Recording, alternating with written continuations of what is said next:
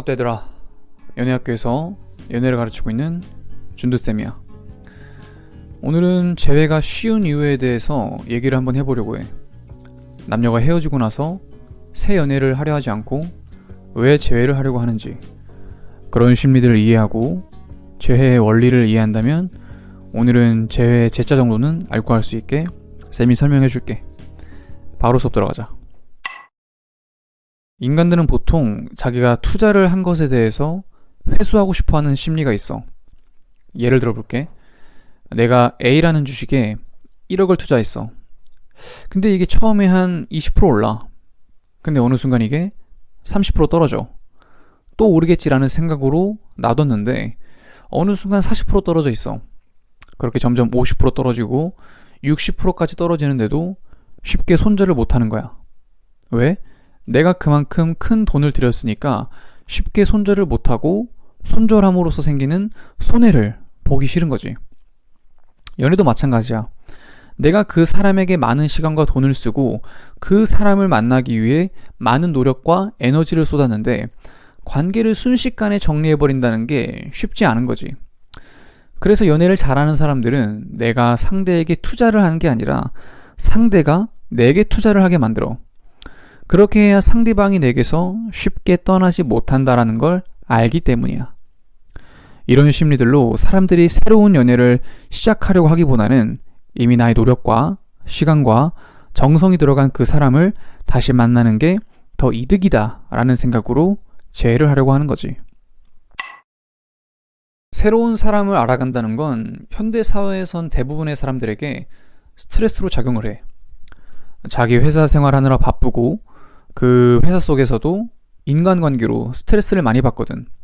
상사와의 트러블, 부하 직원과의 트러블 등등 인간관계를 늘려나간다는 것 자체가 여유가 없는 현대인들에겐 피곤한 일이 될 수밖에 없어.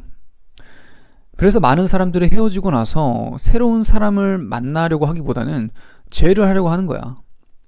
전 남친, 전 여친과는 이미 친해져 있어. 라포라고 하지. 오래 만나고 라포를 많이 쌓을수록 사람 사이는 편해져. 그 사람과 나와의 사이에 형성된 라포가 이미 많이 쌓여 있단 말이야. 근데 새로운 사람을 만나고 다시 또 이 라포를 쌓는다는 게 다들 알겠지만 쉬운 일이 아니거든.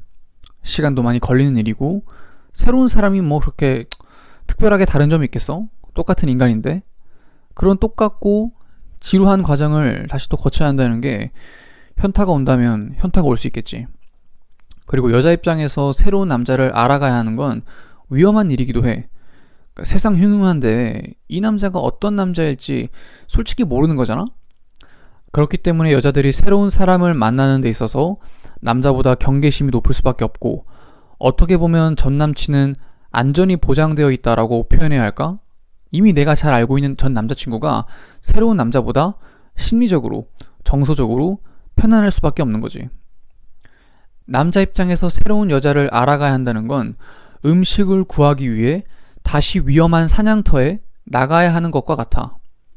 근데 그 사냥터에 나간다고 해도 동물을 사냥하고 음식을 구할 수 있다는 보장은 없어. 여자친구가 있을 때는 주기적으로 본인의 성적인 욕구를 해결할 수 있었는데 새로운 여자를 만난다고 해서 그 여자를 쉽고 빠르게 자신의 여자친구로 만들 수 있다는 그런 보장이 없는 것과 같은 거지. 남자들은 이렇게 생각해.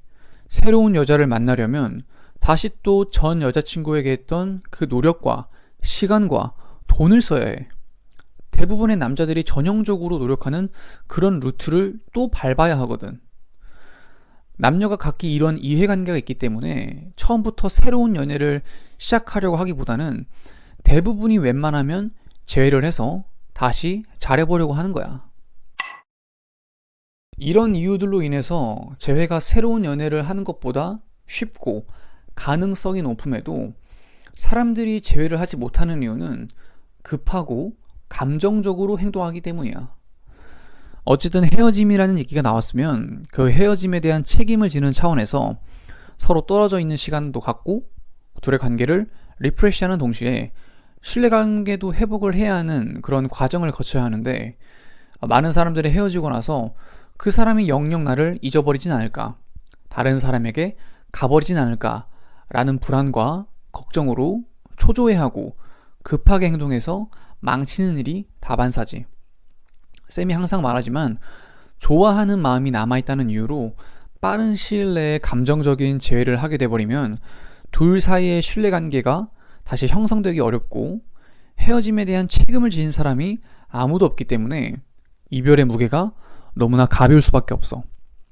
그렇기 때문에 둘 사이에서 어떤 문제가 일어날 때마다 언제든지 상대방에게서 헤어지자라는 말이 나오는 건 그다지 놀랄 일은 아니겠지. 그리고 사람은 사람을 쉽게 못 잊어. 자신을 한번 거쳐갔던 사람이라면 절대 잊지 못하니까 자신을 잊어버리진 않을까라는 걱정은 할 필요가 없어. 또 많은 사람들이 걱정하는 게 빨리 붙잡지 않으면 나에 대한 마음이 식어버리진 않나요? 앞서 말한 것처럼 나를 영영 잊어버리진 않나요? 라는 질문을 많이 하는데 사실 그렇지가 않아.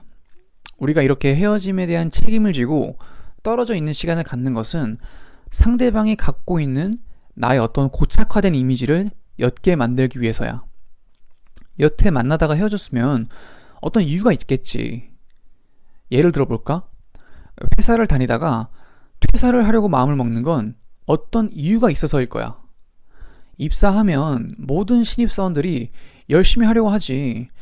그냥 몇 개월만 일하다가 관둬야겠다. 이런 생각으로 입사를 하는 사람은 없잖아.